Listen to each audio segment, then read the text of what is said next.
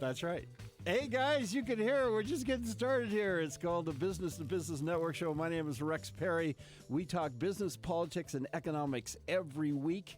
And we're broadcasting on 960 The Patriot because this is a great radio station that gets a signal that goes all throughout Maricopa County, which is reaching, and if you count Pinal County, Apache Junction, 1.5 million. So we are really growing. And this is a signal that can get information out about that can help you save money, make money. Our guest to start the first segment, Danny, give us your last name. Introduce yourself. Daniel Jaramillo, the CEO of Right Away Lending. Diana. Diana Fonseca, loan processor with Right Away Lending. Lisa. Lisa Schofield, loan officer, Right Away Lending. And real estate agent. Yep. You can do both. Yeah, I'm associate broker at HomeSmart. Fantastic. Okay, so we're going to start off by talking about the whole process of having a brokerage versus the box that people are put in. Tell us about why it's beneficial. It's beneficial because we have several lenders that we work with. They specialize in different products, so there's more options. We can do anything from hard money to down payment assistance to bank statement loans, all the refinances, all the government type loans. But there's a lot more options and a lot more flexibility when it comes to the broker side. We're not funneled into one set of underwriters. We have different guidelines with different banks, and we have the ability to pick and choose where we want to take our loans. And Diana, you pull the paperwork, or I say paperwork, it's not even paperwork anymore. Tell us how you process. What do you pull together? Essentially digital paperwork, right? But yes, it's still paperwork, but definitely all the client documentation, all the contracts, everything from beginning to end of the loan. It's gathering it, organizing it, cross-referencing it, verifying all the information. And we're talking about paycheck stubs. We're talking about bank statements, tax returns. Mm-hmm.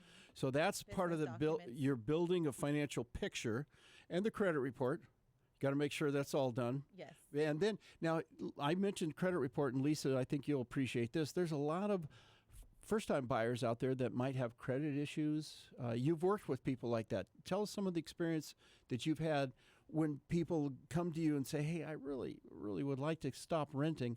How do you help them? Give them an idea on that. Timely question. We have a client right now that we were able to look at his credit. He had about $4,000 worth of debt, and our credit repair person is able to remove that. And we raised his credit score from a 663 to a 700, which allowed him to qualify for a lower down payment conventional loan, which a lot of people saved don't money. know about. Yes. And Danny, you'll appreciate this because sometimes people don't even know that they've got issues. You've seen this.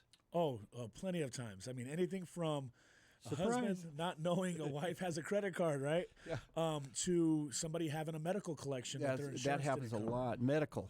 It's actually just last week I had a veteran who had a 738 credit score, and I did it on a soft credit pull at first, so it didn't hit his credit. Well, he called me the next day and said, hey, my Credit Karma just told me that my score went down because something popped up on my credit. It was a collection for $8,000.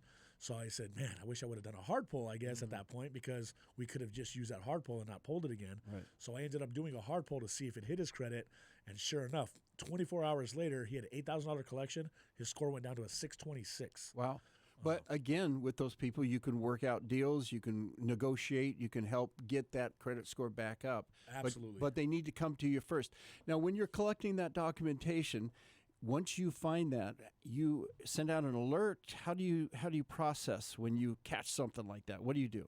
First thing, I contact my loan officer. I let him know exactly what's going on. Like, hey, I seen this in the client credit report. How do we go about it? And just kind of discuss the game plan moving forward. And Lisa, you've done this because sometimes these are sensitive issues, right, Lisa? Very sensitive issues. And we love our processors that are on the ball. They do. And again, it's that communication from the processor because sometimes you got to know this stuff in order to solve the problem. Tell us some of the stories. Give us some stories of maybe, in fact, the one that you just discussed. What were they able to do? How were they able to fix that? Was it a letter writing? Get us into the educational nitty-gritty of what you do. How do you do that? The first thing we did was we identified the credit issue and how it would affect. Was it medical without mentioning names and getting too personal? What was it? It actually wasn't medical. It was some debt, and some of it included child support, which we couldn't remove that, but we were able to remove everything else. And then we also had an attorney who was self-employed, who was had a lot of money, but he didn't have. He chose to get a lower interest rate. This was his forever home, and he said, "Yeah, let's pay more up front to save now $9,000 every year." Yes. And again, was that, Danny, is that considered a buy down of you have prepaid interest? What is that when he's going for the lower rate because it's a lifetime home? Yeah. So what we do is we look at, there's always different goals in mind, right? Someone might say, okay, well, I want the lowest interest rate, but they're only going to be in the house for 3 years. Well, then it might make sense to take a higher rate with lower closing costs. So we factor in how much payment savings they have over a 12-month time period. And if it's a long-term situation, if they're saving 10 grand and the closing costs are only 4 grand to buy the rate down, then it's more cost effective to buy the rate down, and that's a rate buy down. But sometimes it makes more sense to take a higher rate, lower closing cost, and the way that the rates are trending right now, refinance a year later and get the best of both worlds at that point. And educate the audience about the VA loans. A lot of people still don't know this. They're basically zero down. They're zero down. You'll have to put down your earnest deposit when you go, get on a contract on a house, but a lot of times they get that money back. Another thing that a lot of veterans don't know about is, let's say you're allowed to get up to 4% of concessions from the seller to pay for your closing cost. But let's just say that they have great credit and they're happy with their rate, and we have an excess of $3,000 or $4,000 from that seller concessions. You can use those seller concessions to pay down their debt as well.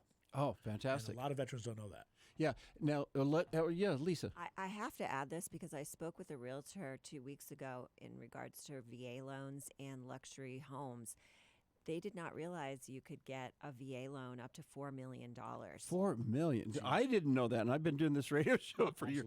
The VA will go up to $4 million now, depending on the lender. Wow, and that's the difference. If one lender says no, we'll go to another lender who says, "Oh yeah, I have different parameters and guidelines for our loans." Again, working with a broker versus a box. Absolutely. Yep. Now, I have to clarify something. When you're working VA, there's certain certifications. Tell us about the documentation for VA. Do you know?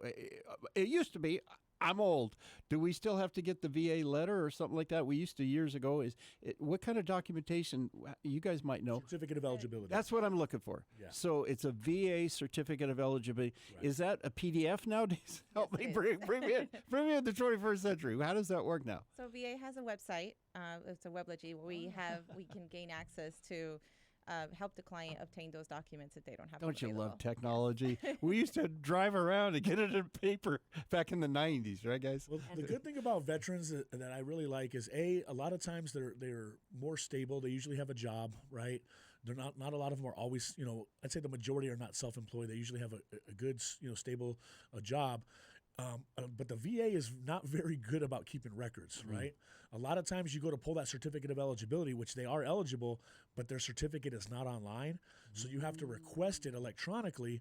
And so you have to get what's called a DD-214 form from that veteran, which they usually are very good. They keep a lot of good records as well. So they have to give that to you, and you have to put down all of their tours, all of their information of when they join the Army or Navy or whatever branch they're in, and you have to submit that to the VA, and then the VA will in turn release that electronically online. And you wouldn't believe how many times we have to do that on a daily basis as far as getting those records. And this is why working with a broker is so important, right? They get the work done. What, Lisa, there? Danny can close a VA loan in how long? I've done several in under 10 days. Oh, my gosh. Yeah, that's old school when realtors are thinking 45 days. That's those what, days are yes. gone. Yes, I used to drive around hand carrying this paperwork to get it signed off, and now it's going so much faster. And also licensing. Remember years ago, the lenders didn't have to be licensed. Remember, Lisa? Wow, wow, West. Yeah, and what happened was that before the '08 thing, we had a lot of loans that you could fog a mirror, have a pulse, and get a loan, and it contributed to the crash we went through. So now, Danny, what kind of education, what kind of licensing do they have to do now? So the loan officers have to take 20 hours of federal hours, and then they have to take the 8 hours of Arizona law. Actually, 4 hours of Arizona law, but continuing education is 8 hours every year. but they also have to pass the test, which they're making it tougher and tougher, which I think is good because it starts to becoming too saturated if it's very easy and anyone can just get it. But the big thing is background checks. If anyone was convicted of fraud or something of that nature, then they cannot get a mortgage license, which is great. And the majority of the tests are based on the Arizona and the federal laws of fraud, and they really harp on that to make sure that people understand this is a very serious matter. I've been doing this since 2003, so I was part of that. Yeah. That whole Boom. crash and the boom and crash, right? And I've seen how easy it was to get a loan. Like if you ask somebody, hey, you're a plumber, how much do you make per month? You could write it on a sheet of paper. 100,000, 200,000, whatever. 100% financing on a stated income loan was definitely not good. And Lisa, you will remember also that this contributed, and this is why people need to understand this, knock on wood, I don't think we're ever going to hopefully see a crash like that. In 08, we had a worldwide crash that affected the financial markets, the banks, the banking system. It rippled through the whole world. And it was because of lack of regulation. And so sometimes, especially on this station, we always argue about deregulation. But in reality, sometimes regulation can be beneficial. Don't you agree with that? That's why we have real estate licenses, right, Lisa? Exactly. And it wasn't, let's not put it all on the loan officers. No. It definitely wasn't all of them. A lot of it had to do with the rating of the securities and the packaging of it. And those agencies were being paid off, and they were rating them A paper loans when in actuality they were C loans, D loans. There's a big insurance company called AIG, and they just turned a blind eye to a lot of this. So there's a lot of blame to go around. But this is, folks, we're educating you. This is why we have regulation. This is why we hope we will never have a crash like that. This is why you want to buy a house. You want to get off the fence. This is why you want to own real estate, because you know your value will stabilize. And even though we've had a little bit of slowdown, the values are still doing. Danny, the values are still good. They are still good. Every day, we're running, these AVMs. We're seeing equity still increasing. It's very rare that I see somebody that's losing value unless it's a new build. To me, that's probably the only time I'm seeing values go down because of so many incentives that these builders are giving these clients. They're just adding it to the prices.